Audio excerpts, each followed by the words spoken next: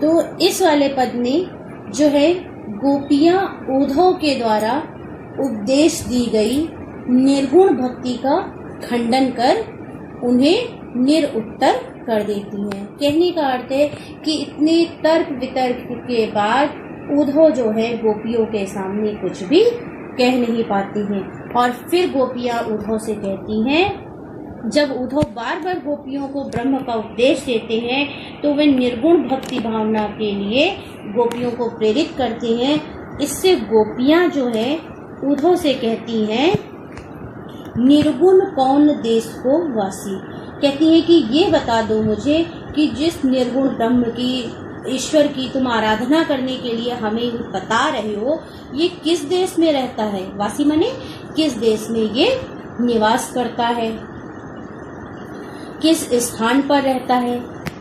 यह कोई हंसी की बात नहीं है।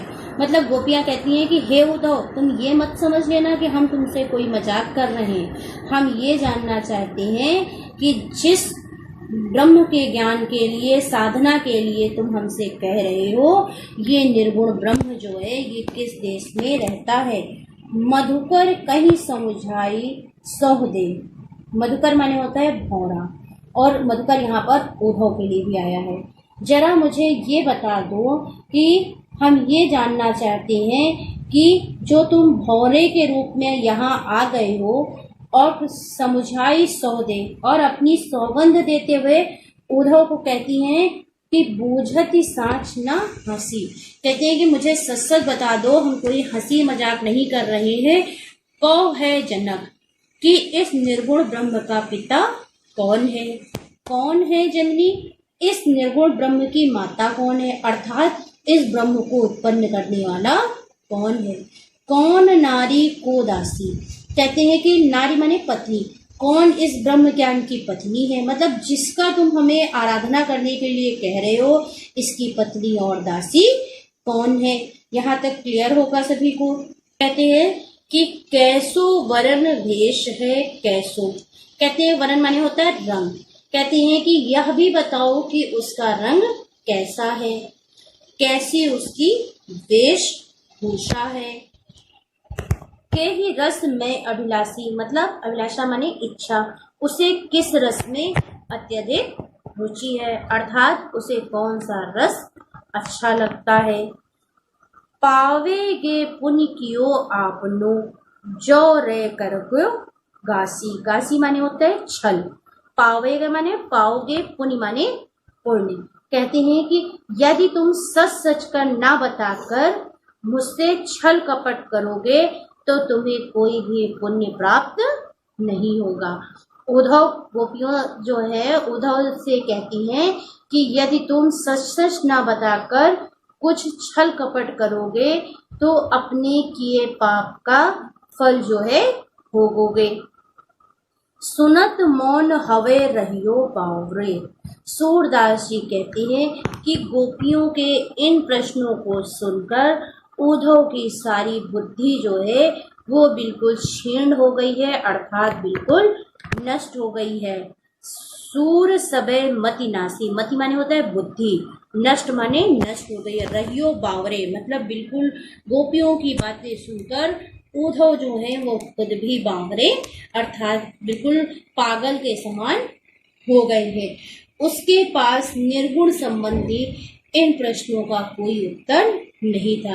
कहने का अर्थ है कि जब गोपियों ने उद्धव से इतने सारे प्रश्न किए कि तुम्हारा निर्गुण कैसा है, रंग कैसा है, रूप कैसा है, पिता कैसा है, ठीक है, उसकी पत्नी कौन है, उसकी दासी कौन है, उसको क्या अच्छा लगता है, क्या खाता है, तो गोपियां जो उद्धव जो है गोपियों का श्री कृष्ण के प्रति इतना प्रेम देखकर वो बिल्कुल ही निरुत्तर हो जाते हैं। कहने का अर्थ है कि उद्धव जो है गोपियों की वार्तालाप से खुद भी कृष्ण के प्रेम में और अधिक बावरे हो जाते हैं। और ये टॉपिक जो है बहुत इम्पोर्टेंट रहता है, पैराग्राफ ये हर बार पूछा भी जाता है। तो अब आपकी बुक का लास्ट पद है सूरदास का, ठीक है, और ये जो सूरदास के पद हैं ये सूर सागर इनकी रचना से लिए गए हैं, ठीक है। वहां तक के पदों में तो उद्धव और गोपी का प्रसंग था, लेकिन अगला जो आखिरी पद है इसमें जो वार्तालाप है, तो देवकी जो है माता यशोदा, जो देवकी हैं जो श्री कृष्ण की माता हैं, तो उनको संदेश भेजती हैं कि संदेशो देवकी से कहियो। माता यशोदा जो है वो देवकी के लिए संदेश भेजती हैं, कहती हैं कि कृष्ण के मथुरा जाने पर उनके वियोग से दुखी माता यशोदा देवकी के नाम संदेश भेजती हैं। वो उद्धव से कहती हैं, हे उद्धव जी, संदेशो देवकी से कहियो, मेरा संदेशा जो है, मेरा समाचार जो है वो देवकी से कह देना। हाँ तो भाई तिहारे सुत की, सुत माने होता है पुत्र, धाई माने होता है उपमाता या माता के बाद जो माता हो। कहती हैं कि मैं तुम्हारे पुत्र की धाय, धाय माने होता है पालन पोषण करने वाली, मैं तुम्हारे पुत्र की देख रेख करने वाली, पालन पोषण करने वाली धाय हूँ। दया करत ही रहियो, इसलिए मुझ पर दया दृष्टि ही रखना। यद्यपि त्यो तुम जानती उनकी तौ मोहि कही आवे। यद्यपि माने जब भी, कहते हैं कि यद्यपि तुम उसकी आदत, त्यो माने होता है आदत, कहते हैं कि यदि तुम उसकी आदत तो जानती हो, तो मोह कही आवे, मुझे तो वह जो है उसके प्रेम में, जो तो उसकी आदत है कि वह मुझे प्रेम में कुछ भी कह देता है, अर्थात उसके प्रेम में मैं हमेशा व्याकुल रहती हूँ, इस कारण मुझसे कहे बिना नहीं रह जाता। प्रात होत मेरे लाल लड़ैते माखन रोटी खावे। कहती है माता यशोदा जो है वो उद्धव से कहती हैं कि देवकी से कह देना कि जो मेरा लाल है, लड़ैता मतलब लाडला प्रिय, मेरा जो प्रिय लाल है वो प्रातः काल में जो जलपान करता है और उसमें माखन रोटी भावे, भावे माने होता है अच्छी लगती है, उसे तो सिर्फ मक्खन और रोटी ही अच्छी लगती है। तेल उबटनो अरुतातो जल ताही देख भजी जाते। तेल उपटन और तातो माने पानी, कहते हैं तेल उपटन और पानी को देखकर जब उनको स्नान कराया जाता है, तो जब तेल और उपटन गर्म पानी जो है वो एक साथ देखते हैं, तही देख, उसे देखकर, भजी माने भागना, उसे देखकर वो भाग जाते हैं। कहने का अर्थ है कि नहाने के समय भी, स्नान करने के समय भी वो अपनी अटखेलियां या मनमानी करते हैं। जोई जोई मांगत सोई सोई देती। अब माता यशोदा यहाँ पर बहुत प्रेम करते हुए कहती हैं कि वो जो जो मांगते हैं मैं सब उनको वो देती हूँ। क्रमिका में क्रय नहाते, कहते हैं कि नहाने के लिए वो जिन जिन चीज़ों की जिद करते हैं, मैं वो हर चीज़ें जो हैं उन्हें उनको अनुसार हमेशा देती हूँ। सूर पतिक सुन मोहि रैन्य दिन बढ़ियो रहत उर संकोच। उर माने होता है हृदय में, बढ़ियो माने बढ़ता रहता है, पथिक माने राही, रैनी दिन माने दिन रात।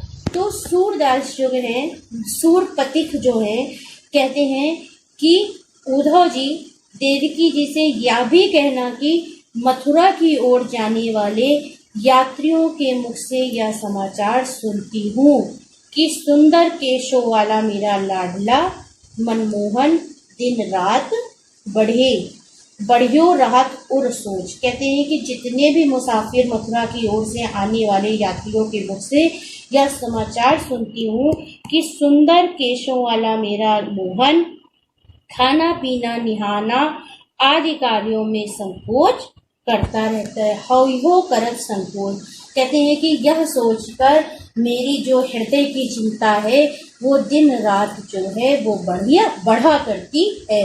इन समाचारों को सुनकर मेरे हृदय में रात दिन चिंता बनी रहती है। कहने का अर्थ है कि जब पुत्र माँ से दूर होता है तो माँ की चिंता जो है वो हर समय बनी रहती है कि पता नहीं मेरे लाडले ने क्या खाया है, क्या नहीं खाया है, वो किसी और के पास रहने गया है, वो कैसा होगा। तो ये सभी जो माँ की चिंता है वो सूरदास ने श्री कृष्ण के प्रति जो वात्सल्य प्रेम है उसका सर्वोच्च उदाहरण प्रस्तुत किया है। कहने का अर्थ है कि माता के हृदय की पुत्र विषयक चिंताओं और माता के स्नेह का यहाँ पर मनोवैज्ञानिक रूप से चित्रण किया गया है। और ये चैप्टर जो है आपका सूरदास के पद जो है वो पूरा कंप्लीट हो गया है। आप सभी लोग जितने भी लोग हैं ये वीडियो अच्छे से देखकर, और 10th बोर्ड के लिए वेरी इंपॉर्टेंट चैप्टर भी रहता है सूरदास।